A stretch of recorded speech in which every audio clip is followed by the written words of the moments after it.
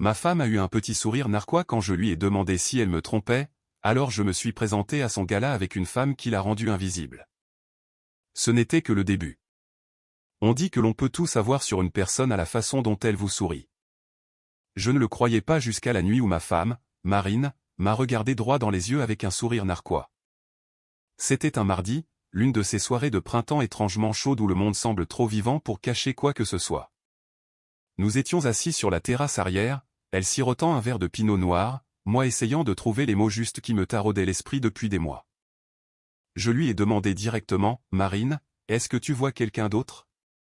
Pendant un moment, elle n'a pas dit un mot. Elle a juste fait tourner son vin, paresseusement, a jeté un coup d'œil à l'horizon, et quand ses yeux ont finalement croisé les miens, elle a souri. Pas le sourire d'une femme soulagée qu'on lui fasse confiance. Pas le rire nerveux de quelqu'un accusé à tort. Non, c'était le genre de sourire en coin que l'on fait à un adversaire aux échecs quand on sait déjà qu'il a perdu et que l'on joue les derniers coups juste pour le plaisir. Quelque chose s'est figé en moi.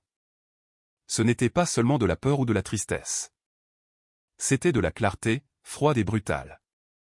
Ce sourire m'a dit tout ce que les mots ne pourraient jamais dire. Je n'ai pas réagi. Je n'ai pas argumenté. Je n'ai pas supplié.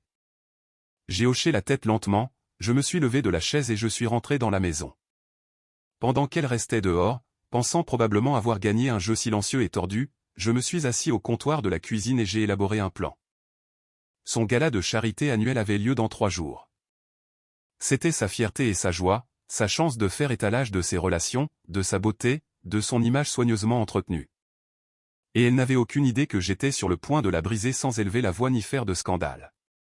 Tout ce dont j'avais besoin, c'était de quelqu'un qui puisse la faire se sentir invisible, insignifiante et impuissante. Et je savais exactement qui appeler. Cette nuit-là, pendant que Marine restait dehors à siroter du vin sous les étoiles, j'ai envoyé un message à quelqu'un à qui je n'avais pas parlé depuis des années. Une femme qui, autrefois, avait même rendu Marine jalouse, et qui, il s'est avéré, me devait une faveur. J'ai souri, moi aussi, mais ce n'était pas le même sourire. Le mien était le sourire d'un homme qui venait de renverser l'échiquier pendant que son adversaire avait le dos tourné. Et ce n'était que le début. La femme à qui j'ai envoyé un message cette nuit-là s'appelait Célène Darras. Si vous vous posez des questions sur le nom, oui, il lui correspond bien. Elle a toujours eu l'air d'un problème enveloppé d'élégance, et elle l'incarnait, elle aussi. Il y a des années, avant que Marine et moi ne nous marions, Célène et moi avons eu une connexion brève et intense. L'un de ces, presque, qui n'est jamais devenu sérieux parce que la vie nous a poussés dans des directions différentes. Mais nous sommes toujours restés conscients de l'existence de l'autre. Nous étions le genre de personnes qui pouvaient passer des années sans se parler et reprendre la conversation comme si elle ne s'était jamais arrêtée. Quand le message de Célène est revenu quelques minutes plus tard, ce n'était pas une question. C'était juste 4 mots, dis-moi quand, Laurent. Les 3 jours suivants ont ressemblé à un exercice d'équilibre au-dessus d'une fosse aux serpents. Marine était plus froide que d'habitude, inventant des excuses peu convaincantes pour partir tôt au travail, rentrant plus tard, envoyant constamment des messages sous la table pendant le dîner comme si je ne voyais pas ses pouces s'agiter. Elle ne savait pas que pendant qu'elle construisait son petit monde imaginaire, j'organisais soigneusement le moment qui allait le détruire. Le soir du gala, Marine a mis près de 2 heures pour se préparer. J'observais depuis l'embrasure de la porte, faisant semblant de siroter mon cognac pendant qu'elle se glissait dans une robe si élaborée qu'elle semblait cousue avec l'étoffe même de minuit. Ses cheveux, son maquillage, tout était parfait, comme si elle se préparait pour un couronnement plutôt que pour une vente aux enchères de charité. « Ne sois pas en retard », m'a-t-elle dit avec cette même courbe suffisante au coin de la bouche. « Je ne manquerai cela pour rien au monde », ai-je répondu, pensant chaque syllabe d'une manière qu'elle ne pouvait absolument pas comprendre. Nous sommes arrivés séparément, elle avec son entourage, ses clients et ses admirateurs bourdonnant autour d'elle comme des papillons de nuit autour d'une flamme. J'ai attendu que le hall principal soit plein, que les lustres brillent de 1000 feux et que les appareils photo crépitent comme une centaine de petites trahisons. Et puis je suis entré avec Célène à mon bras. C'était comme lâcher un coup de tonnerre dans une pièce remplie de verre. Les conversations ont balbutié. Les têtes se sont tournées. Marine, debout près de la scène, a croisé mon regard. Et pour la première fois depuis des années, j'ai vu de la peur. Pas parce que Célène était plus belle ou bien qu'elle le fût, sans aucun effort mais parce que Marine a réalisé qu'elle n'était plus la reine.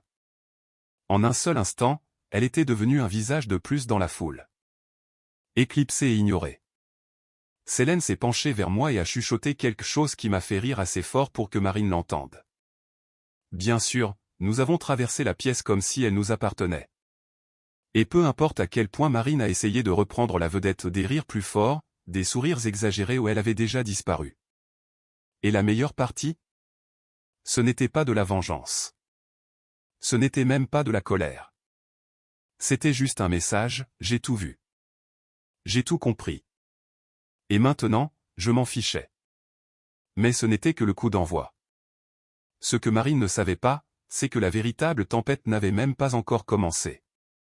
Après que Célène et moi avons fait notre entrée, l'air à l'intérieur du gala s'est épaissi, bourdonnant d'une tension que tout le monde pouvait ressentir mais que personne n'osait aborder. Marine n'arrêtait pas de jeter des coups d'œil dans notre direction, chacun plus désespéré que le précédent. C'était presque drôle de la regarder faire semblant que rien n'avait changé alors que son monde entier s'effondrait silencieusement juste devant elle. Célène était passée maître à ce jeu. Elle n'était pas bruyante. Elle n'était pas tapa accent grave l'œil. Elle existait simplement d'une manière qui rendait tout ce qui l'entourait terne. Les conversations se tournaient naturellement vers nous. Les sourires s'attardaient un peu plus longtemps sur Célène. Les invitations à des tables privées, les offres de champagne, elles venaient sans que nous le demandions. Marine, malgré tout son réseautage stratégique et sa compagnie soigneusement choisie, est devenue un bruit de fond à son propre événement. Le coup de grâce est survenu lorsque l'hôte de la soirée, un donateur majeur, s'est approché de notre table et s'est présenté à Célène. Il n'a même pas remarqué Marine qui se tenait à quelques mètres de là, essayant de se rendre à nouveau visible. Célène lui a serré la main, a ri légèrement d'une blague que je n'ai pas saisie, et a tourné le projecteur définitivement sur nous. C'était cruel. C'était magnifique. Marine a essayé de s'en remettre. Elle a marché vers le microphone à l'avant de la salle pour prononcer son discours d'ouverture. Sa voix, d'habitude forte et magnétique, a vacillé sous la pression de dizaines de regards passant sans cesse d'elle à Célène. Chaque bégaiement, chaque pause gênante, faisait se refermer les murs un peu plus étroitement autour d'elle.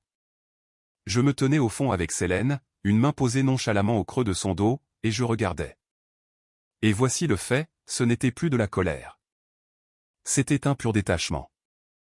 Marine aurait pu danser sur cette scène, fondre en larmes, ou tout avouer dans le microphone, et cela n'aurait eu aucune importance. Elle m'avait déjà perdu au moment où elle avait eu ce sourire narquois.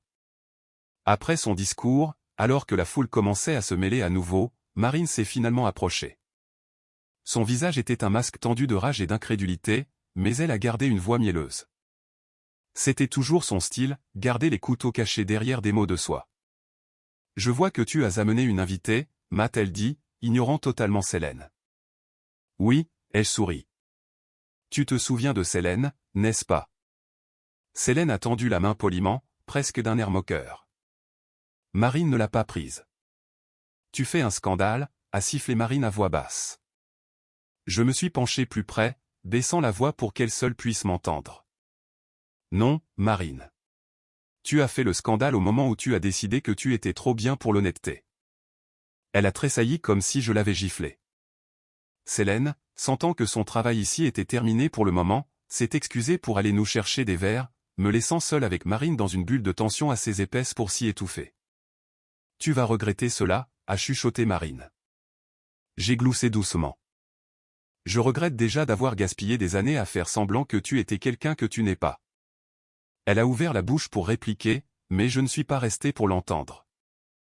Je lui ai tourné le dos délibérément, lentement, et je me suis éloigné. À ce moment-là, devant son public soigneusement sélectionné, Marine était devenue invisible.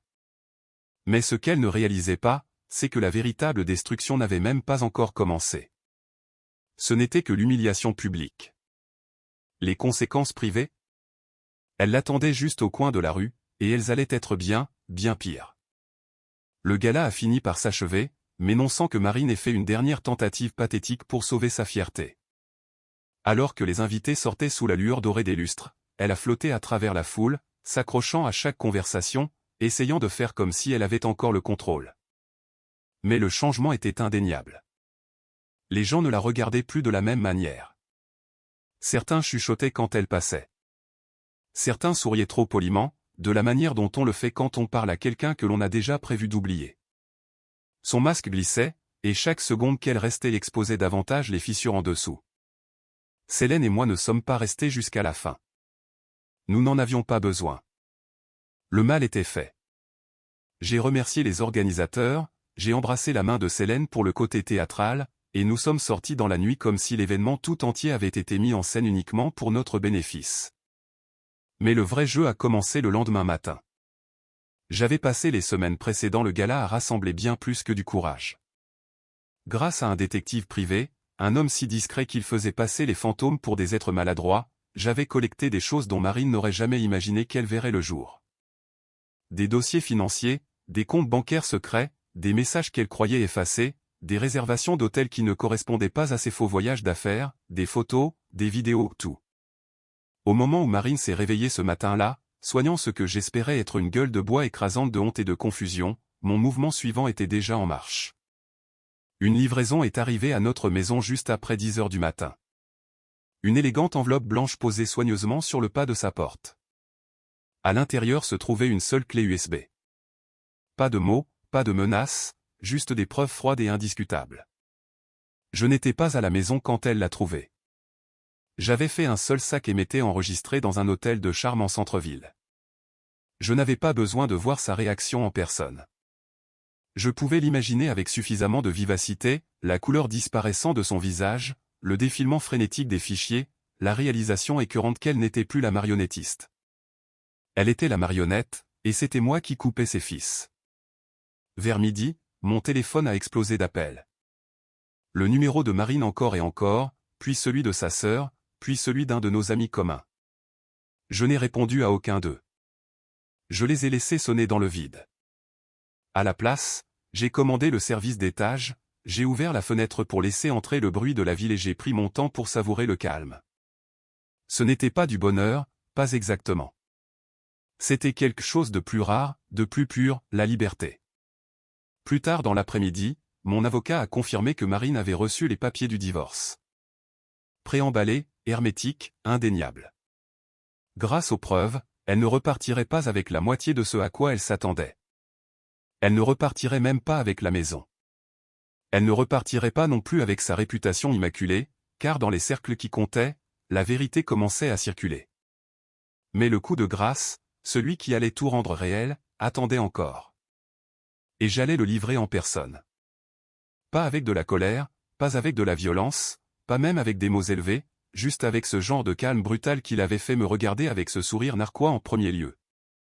2 jours après le gala, après l'enveloppe, après les appels sans fin et les messages vocaux dégoulinants de faux remords et de marchandages désespérés, j'ai décidé qu'il était temps. Si Marine voulait tourner la page, elle allait le faire, mais à mes conditions, pas aux siennes. Je lui ai envoyé un simple message, retrouve-moi à la serre à 15 heures. Viens seul. La serre était une vieille maison de verre à la lisière du parc de la ville. Nous avions l'habitude d'y aller quand nous faisions encore semblant d'être heureux. Elle m'avait dit un jour qu'elle y ressentait un sentiment d'intemporalité, comme si rien de mal ne pouvait arriver à l'intérieur de ces murs. Comme il était approprié, alors, que cela devienne l'endroit où elle réaliserait que notre temps était écoulé. Quand je suis arrivé, Marine était déjà là, faisant les 100 pas près de l'entrée dans un manteau noir ajusté qui semblait coûter plus cher que ma première voiture. Son visage était tiré, ses yeux lançaient des regards nerveux au moindre bruit. Pour la première fois depuis que je la connaissais, Marine n'avait pas l'air sereine. Elle avait l'air perdue. Elle s'est précipitée vers moi dès qu'elle m'a vu, ses talons claquant maladroitement sur le vieux chemin de pierre. « Laurent, je t'en prie » a-t-elle commencé, la voix tremblant juste assez pour paraître humaine à nouveau. « Nous pouvons réparer cela. Quoi que tu penses savoir, ce n'est pas ce que cela semble être. » Je l'ai laissé divaguer pendant près de 2 minutes entières. Des excuses, des demi-aveux, des larmes perlant dans ses yeux parfaits. Cela aurait pu être convaincant, peut-être, si je n'avais pas déjà vu les preuves de mes propres yeux. Si je n'avais pas déjà passé des nuits à fixer ces faux voyages d'affaires enregistrés en face de reçus de dîners romantiques et d'enregistrements d'hôtels sous de faux noms. Quand elle a fini par manquer d'air, j'ai sorti un mince dossier de ma veste et je le lui ai tendu. Ce sont les accords de divorce définitifs, ai-je dit d'un ton neutre. Tout a été arrangé. Tu peux garder tes comptes personnels, ta voiture, et tout ce que tu pourras faire entrer dans 2 valises. Tout le reste est perdu. Elle a pris le dossier d'une main tremblante, feuilletant les pages comme si elle pensait y trouver une bouée de sauvetage cachée dans les petits caractères. Ce n'est pas juste, a-t-elle chuchoté, la voix brisée. J'ai haussé les épaules. Mentir pendant des années ne l'était pas non plus. Des larmes ont alors coulé sur ses joues, des larmes sincères cette fois. Mais elles ne m'ont pas ému. Plus maintenant. La regarder s'effondrer n'était pas satisfaisant, pas vraiment. Cela semblait juste inévitable, comme la gravité rattrapant enfin une pierre que quelqu'un aurait lancée en l'air, en espérant qu'elle flotterait pour toujours. J'ai fait une erreur, a-t-elle sangloté. Je pensais avoir besoin de plus. J'ai légèrement incliné la tête. Et maintenant tu as exactement ce que tu voulais. La liberté. Elle a secoué la tête violemment, tendant la main vers mon bras comme si elle pouvait me ramener physiquement dans sa vie. J'ai reculé sans hésitation. Tu m'as perdu la nuit où tu as souri, Marine, ai-je dit doucement. C'est à ce moment-là que tu t'es choisi toi plutôt que nous. Je n'ai pas crié. Je n'ai pas juré. Je n'ai même pas élevé la voix. Je me suis juste retourné, j'ai marché vers le portail, et je n'ai pas regardé en arrière. Pas quand elle a appelé mon nom. Pas quand elle a commencé à sangloter plus fort. Pas quand elle a enfin réalisé que je ne bluffais pas. Derrière moi, le grand dôme de verre de la serre scintillait sous le soleil de l'après-midi, la piégeant à l'intérieur comme un souvenir dont elle ne pourrait jamais s'échapper. Et pour la première fois depuis longtemps, je me suis senti léger, détaché, comme si je respirais enfin de l'air véritable. Mais même alors, une partie de moi savait que la chute de Marine n'était pas terminée. Elle n'avait pas encore touché le fond. Loin de là. Les quelques jours qui ont suivi la rencontre à la serre se sont écoulés dans une étrange paix. C'était presque comme si l'univers lui-même avait poussé un soupir de soulagement quand je m'étais éloigné de Marine. Je suis retourné au travail, j'ai dormi plus profondément que je ne l'avais fait depuis des années, et pour la première fois depuis longtemps, j'ai commencé à faire des projets qui n'impliquaient pas de calculer ses humeurs ou d'esquiver ses mensonges. La liberté n'est pas arrivée dans une explosion bruyante. Elle est arrivée silencieusement, comme le soleil se levant après une tempête sans fin. Mais Marine n'en avait pas encore fini. Elle ne savait pas comment perdre avec grâce. Au début, elle a essayé de m'inonder de culpabilité. Des appels tard dans la nuit, des messages disant qu'elle avait fait des erreurs, qu'elle était prête à s'améliorer. Des promesses de consultation, de thérapie, de n'importe quoi si seulement j'acceptais d'écouter. Mais je ne l'ai pas fait, car je comprenais quelque chose maintenant, elle n'était pas désolée de m'avoir trahi. Elle était désolée de s'être fait prendre. Elle était désolée que son petit empire parfait soit en train de s'effondrer et que rien de ce qu'elle pourrait dire ne reconstruirait ce qu'elle avait déjà réduit en cendres. Quand les tactiques de culpabilité n'ont pas fonctionné, Marine a changé de stratégie, colère, reproches, accusations selon lesquelles je lui avais tendu un piège, que je l'avais humiliée exprès. Elle a envoyé des courriels méchants, des textos à la limite du déséquilibre, et a même essayé de contacter ma famille pour salir mon nom. C'était triste, honnêtement, de regarder une femme qui, autrefois, entrait dans chaque pièce comme si elle lui appartenait, s'accrochait maintenant désespérément à tout ce qui pourrait restaurer son pouvoir imaginaire. Ce qu'elle ne savait pas, ce qu'elle n'aurait jamais pu deviner, c'est que son véritable châtiment se déroulait déjà en coulisses. Célène avait aussi des amis. Des amis qui évoluaient dans les hautes sphères, des amis qui savaient comment tirer discrètement les ficelles dans des industries où la réputation était tout. Je n'ai jamais demandé de faveur, mais quand Célène a découvert l'ampleur de la tromperie de Marine, elle a passé quelques coups de téléphone sans même que j'aie à le suggérer. En l'espace d'une semaine, le monde de Marine a rétréci. L'un de ses plus gros contrats de conseil a soudainement réévalué ses partenariats et l'a laissé tomber. Les invitations à rejoindre des conseils d'administration d'œuvres de charité exclusives se sont taries sans explication. De vieux amis qui avaient l'habitude de la flatter ont cessé de répondre à ses appels. Ce n'était pas une attaque coordonnée au pas de tabloïd, pas de scandale public, juste des portes se fermant silencieusement, des opportunités disparaissant. Des gens prenant leur distance sans jamais dire pourquoi. Pour tous les autres, cela ressemblait probablement à de la malchance, à une série de malheurs. Mais nous savions ce qu'il en était. C'était le karma agissant avec la précision d'un scalpel au lieu d'un marteau. Un soir, une semaine entière après la rencontre à la serre, j'étais assis dans un bar sur un toit en centre-ville, sirotant un armagnac et regardant les lumières de la ville vaciller comme si des étoiles étaient tombées et s'étaient dispersées sur la terre. Mon téléphone a vibré une fois sur la table. C'était un message photo de Célène. Je l'ai ouvert et j'ai souri lentement. C'était une photo candide que quelqu'un avait prise lors d'un événement de réseautage auquel Marine n'était pas invitée. En arrière-plan, on pouvait la voir debout à l'extérieur des portes en verre, dans une robe élégante, serrant son sac à main, son expression un mélange de rage et de désespoir alors qu'elle réalisait qu'elle n'allait pas entrer. Invisible. Exactement là où elle s'était placée au moment où elle avait choisi la trahison plutôt que la loyauté. J'ai rangé le téléphone sans répondre, j'ai fini mon verre et je me suis adossé à ma chaise, laissant la nuit m'envahir. Je ne célébrais pas sa chute. Je ne dansais pas sur les cendres. J'étais simplement témoin des conséquences que Marine avait écrites pour elle-même il y a bien longtemps. Et si elle pensait que c'était le fond, elle avait tort. Le vrai moment, celui qui la laisserait véritablement seule, était encore en route, et j'allais être là quand il arriverait. L'occasion s'est présentée plus tôt que je ne l'espérais. Ce n'était pas prévu. Ce n'était pas quelque chose que j'avais orchestré. La vie s'est simplement alignée parfaitement, comme si elle avait attendu le bon moment pour asséner le dernier coup. J'assistais à un petit rassemblement au château de Montéclair, l'une de ces soirées tranquilles, sur invitation seulement, où les acteurs sérieux de la ville se mêlaient sans avoir les journalistes sur le dos. Je n'avais même pas pensé à Marine quand j'avais accepté l'invitation. Elle avait autrefois été une habituée de ce genre d'événement, passant d'une conversation à l'autre comme un requin tranchant des eaux calmes. Maintenant, elle était un fantôme dont personne ne parlait. Mais alors que je me tenais sur la grande véranda avec un verre de cognac à la main, je l'ai vue. Elle n'était pas une invitée. Elle n'était pas habillée pour l'événement.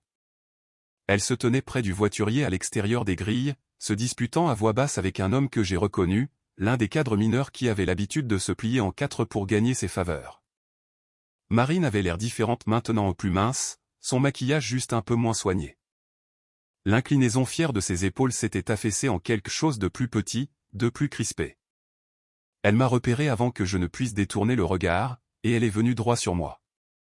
Il n'y avait pas de public ici, pas de grands gestes, juste Marine traversant la pelouse parfaitement entretenue, ses talons s'enfonçant légèrement dans l'herbe, ses mains tremblant le long de son corps.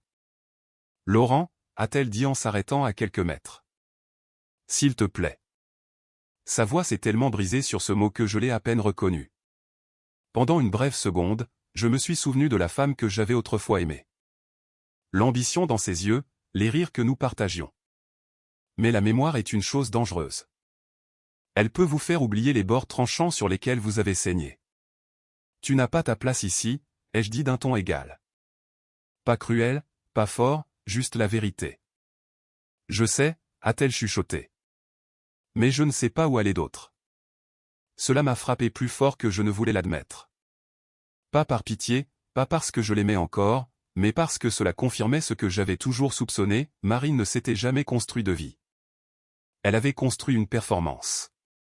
Et quand la scène s'est effondrée, elle n'avait aucune idée de la façon de survivre sans les applaudissements. Pendant un long moment, nous sommes simplement restés là dans la douceur de l'air nocturne, les bruits de rire et de tintements de verre dérivant de la maison derrière moi. J'aurais pu me détourner. J'aurais pu ne rien dire, mais je ne l'ai pas fait. Au lieu de cela, je l'ai regardée droit dans les yeux et j'ai prononcé les mots qu'elle avait autrefois mérité d'entendre de ma part, mais qu'elle n'avait jamais eus. Tu as choisi cela, ai-je dit.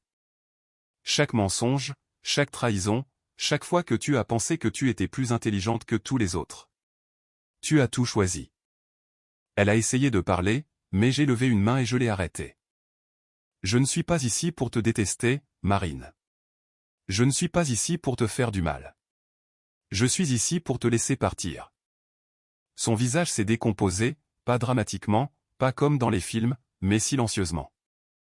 Une femme réalisant qu'elle était véritablement seule pour la première fois de sa vie. Je suis passé devant elle, marchant vers la maison sans me retourner. Le voiturier s'avançait déjà pour l'escorter hors de la propriété. Et juste comme ça, le dernier fil qui nous reliait s'est rompu. Je n'ai pas ressenti de victoire. Je n'ai pas ressenti de vengeance. J'ai ressenti quelque chose de mieux. De la paix. Elle s'était rendue invisible. Et maintenant, je m'étais enfin rendu libre. Mais avant de disparaître complètement dans ma nouvelle vie, il y avait une dernière chose que je devais faire. Pas pour Marine. Pour moi. Les jours qui ont suivi se sont écoulés plus tranquillement que je ne l'espérais. On pourrait penser qu'après avoir réduit en cendres une vie que l'on a partagée avec quelqu'un, le silence serait assourdissant, insupportable. Mais ce n'était pas le cas. C'était juste vide, comme se tenir dans une maison dépouillée de ses meubles, connaissant chaque grincement du plancher par cœur, mais réalisant que l'on n'y a plus sa place. J'ai emménagé dans un petit loft de l'autre côté de la ville. Rien d'extravagant, juste des murs propres et de grandes fenêtres qui laissaient la lumière du matin entrer sans permission. Il y avait une sorte de pureté à recommencer à zéro avec rien d'autre que quelques valises et mon nom. Mais il y avait aussi de la solitude, le genre de solitude qui s'accrochait à vous au milieu de la nuit quand vous oubliez pendant une seconde que l'autre côté du lit resterait toujours froid. Marine n'a pas essayé de me recontacter. Pas directement. Quelques amis communs m'ont envoyé des messages dans les semaines qui ont suivi, des mises à jour prudentes et circonspectes. Ils disaient qu'elle essayait toujours de sauver ce qui restait de sa réputation, qu'elle avait déménagé dans un appartement plus petit, vendu sa voiture de luxe, commencé à faire des travaux qu'elle aurait autrefois méprisés. Ils disaient qu'elle ne souriait plus beaucoup. Je ne me suis pas senti triomphant en entendant cela. Je ne me suis même pas senti en colère. Je me sentais juste fatigué. La vérité, c'est qu'il n'y a pas de vrai gagnant dans une trahison comme la nôtre. Il n'y a que des survivants. Et parfois, survivre ressemble énormément à perdre. Une nuit, quelques semaines après que tout s'est terminé, je me suis retrouvé debout à l'extérieur de la serre à nouveau.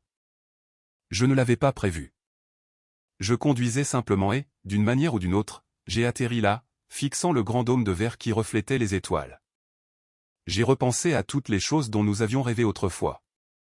Aux promesses que nous avions faites sous ces mêmes étoiles. À la vie que nous aurions pu construire si elle avait simplement été honnête. Si j'avais vu la vérité plus tôt, si nous avions tous les deux été meilleurs. Mais la vie ne s'occupe pas des « et si ». Elle ne s'occupe que des conséquences. Je suis resté là pendant un long moment, les mains enfouies profondément dans les poches de ma veste, respirant l'air vif et pur de la nuit. Et puis, silencieusement, j'ai dit au revoir. Pas à Marine.